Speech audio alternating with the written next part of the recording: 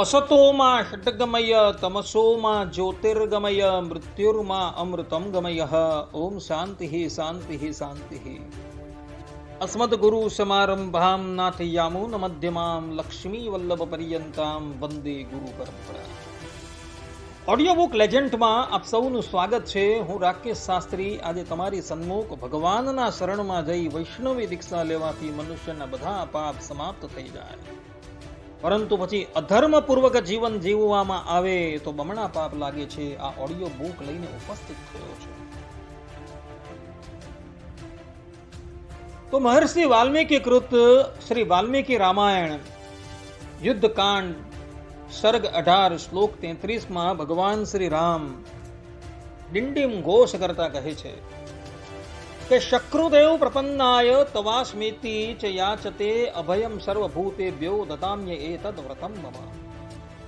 અર્થાત કે જે એકવાર મારા શરણમાં આવી હું તમારો છું એવું કહી મારા થકી રક્ષાની પ્રાર્થના કરે છે, એના હું બધા જ પાપોને સમાપ્ત કરી સમસ્ત ભૂત પ્રાણી માત્રથી એને નિર્ભય કરી દેવું છું, અને આ મારું હંમેશનું વ્રત છે. રામચરિત માનસ સુંદરકાંડ 44મા પ્રકરણમાં પણ ભગવાન શ્રી રામ ડિંડીમ ઘોષ કરતા કહે છે, કોટિ વિપ્રબદ લાગહી જાહું આયે શરણ તજવું નહીં તાહું સન્મુખ હોય જીવ મોહી જબહી જન્મ કોટી અગનાસહી તબહી. અર્થાત કે જેને કરોડો બ્રહ્મત્યાઓ લાગી હોય એ પણ જો મારા શરણે આવે તો હું તેમને કદી છોડું નહીં. જીવ જ્યારે મારી સન્મુખ થાય એ સમયે જ તેના કરોડો જન્મના પાપોને નષ્ટ કરી દેવો છું. વિષ્ણુ પુરાણમાં મહર્ષિ પરાશર કહે છે કે યથા વહનિ સમિદ્ધો અગ્નિ કાષ્ટાની ભસ્મસોત કરોતિ તથા હરૌ શરણમ યાતઃ પાપાની ભસ્માત કરોતિ. અર્થાત કે જેમ પ્રજ્વલિત અગ્નિ લાકડાને ભસ્મ કરે છે તેમ ભગવાન શ્રી હરિના શરણમાં ગયેલા મનુષ્યના બધા પાપ ભસ્મ થઈ જાય છે. દેવર્ષિ નારદ પંચરાત્રની અંદર કહે છે કે હરિમ વિના અન્ય શરણમ યો ગચ્છતિ વિમૂઢધિ ન ટસ્ય નાશનમ પાપમ હરિ શરણ ગતસ્યતુ. અર્થાત કે મૂઢ બુદ્ધિ જે હરિ સિવાય અન્યનું શરણ ગ્રહણ કરે છે તેના પાપ ક્યારેય પણ નષ્ટ થતા નથી. ભગવાન શ્રી હરિના શરણાગતના બધા જ પાપ અવશ્ય નાશ પામે છે. આ પ્રમાણે જે પણ કોઈ વ્યક્તિ ભગવાન શ્રી હરિના શરણમાં જઈ વૈષ્ણવી દીક્ષા લે છે એના બધા જ પાપ તાપ સમાપ્ત થઈ જાય છે એવું શાસ્ત્રોકારો કહે છે, ને ભગવાન પણ ડિંડીમ ઘોષ કરતા કહે છે. પરંતુ ભગવાનના શરણમાં ગયા બાદ જો પુનઃ અધર્મપૂર્વક આચરણ કરવામાં આવે, અર્થાત કે અધર્મપૂર્વક જીવન જીવવામાં આવે તો એને બમણા પાપ લાગે છે. આ સંબંધમાં એક ચરિત્ર અવલોકન કરવા યોગ્ય છે. સ્વામિનારાયણ સંપ્રદાયમાં હરિચરિત્ર ચિંતામણી નામનો પ્રબંધ છે. આ હરિચરિત્ર ચિંતામણી નામનો જે ગ્રંથ જે છે એ રૂગનાથ ચરણદાસજીએ બનાવેલો છે. એની અંદર 287ની વાર્તાની અંદર તૃતીય 287 ની અંદર રૂગનાથ ચરણદાસજી સદગુરુ ગોપાળાનંદ સ્વામીનું એક ચરિત્ર જે છે એનો ઉલ્લેખ કરતા એ સ્પષ્ટ રૂપે ત્યાં લખે છે કે એક દિવસ સદગુરુ ગોપાળાનંદ સ્વામી મેંગણી ગામ પધારેલા હતા. મેંગણી ગામની અંદર બધા જ લોકો સ્વામીનો સત્સંગ કરવા માટે આવતા હતા. સદગુરુ ગોપાળાનંદ સ્વામી ઘણા દિવસ સુધી મેંગણી ગામ રોકાયા હતા. એ વખતે મેંગણી ગામના દરબાર જેનું નામ હતું માનભા, એ માનભા પણ સદગુરુ ગોપાળાનંદ સ્વામીનો સત્સંગ કરવા માટે પધારતા હતા. આ એ જ સદગુરુ ગોપાળાનંદ સ્વામી છે કે જેમણે સારંગપુર હનુમાનજી મહારાજની પ્રતિષ્ઠા કરી છે. જે સારંગપુરના હનુમાનજી મહારાજનો ડંકો સંપૂર્ણ વિશ્વની અંદર આજે પણ વાગે છે. એવા પ્રતાપી હનુમાન પધરાવનારા આ સ્વામી છે.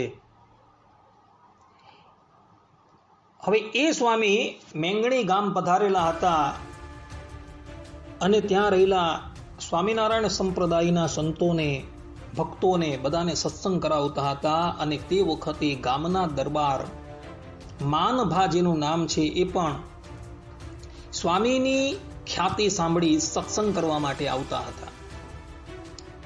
અને સ્વામી શ્રીમદ ભાગવત આદિ શાસ્ત્રોની વાતો કરતા હતા.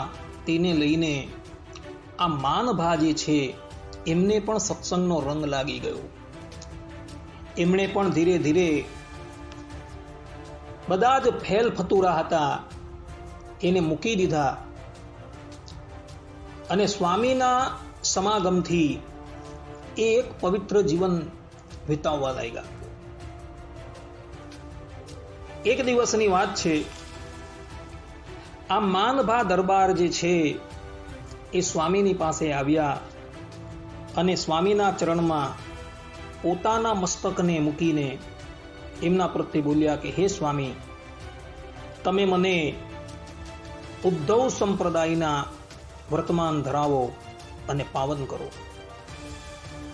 ત્યારે સ્વામીએ પોતાના શિષ્યની પાસે જળ મંગાવ્યું અને માનભા દરબારના જમણા હસ્તની અંદર જલ આપી તેને વર્તમાન ધરાવ્યા અને કંઠી બાંધી. અને પછી કહ્યું કે દરબાર, આજ સુધીના તમારા પાપ જે છે એ બધા બળી ગયા છે. ત્યારે દરબાર કહે કે સ્વામી, અમે અમારા જીવનની અંદર ઘણા પાપો કરેલા છે, તો શું એ બધા પાપો હવે અમને નહીં વળગે? ત્યારે સ્વામી કહે કે જો હવેથી પાપ કર્મ તમે કંઈ પણ ન કરશો તો એ બધા પાપો જે છે એ તમને નહીં વળગે. અને ફરીથી તમે અધર્મની અંદર પ્રવૃત્ત થશો તો એ બધા જ પાપો જે છે એ બમણા થઈને તમને વળગશે. આ પ્રમાણે આ ચરિત્રની અંદર સ્પષ્ટ રૂપે લખેલું છે. એટલે દીક્ષા લેનારા જેટલા પણ ભક્તો છે એને ખાસ ધ્યાન રાખવાનું છે કે ભગવાનની કૃપાથી તમે દીક્ષા લીધી, વૈષ્ણવી દીક્ષા ગ્રહણ કરીને ગુરુ થકી મંત્ર ગ્રહણ કર્યો, પછી જો તમારી વૃત્તિ અધર્મની અંદર રહેતી હશે ને ભક્તો, તો જે પાપો બળી ગયા છે એ બધા જ પાપો તમને પુનઃ વળગશે. આ વાત ખાસ ધ્યાન રાખજો ભક્તો, ભૂલી ન જતા, ચાહે કોઈ પણ સંપ્રદાયના હોય. કારણ કે બ્રહ્મવૈવર્ત પુરાણ, શ્રીમદ ભાગવત, નારદ પંચરાત્ર એ સનાતન ધર્મના ગ્રંથો છે. ને એ સનાતન ધર્મના ગ્રંથની અંદર આ વાત લખેલી છે કે દીક્ષા ગ્રહણ કરવા માત્રથી મનુષ્યના પૂર્વના બધા પાપો સમાપ્ત થઈ જાય છે અને એને નવો જન્મ પ્રાપ્ત થાય છે. પરંતુ આ ઉદ્ધવ સંપ્રદાયના આ ગ્રંથની અંદર સ્પષ્ટ રૂપે લખેલું છે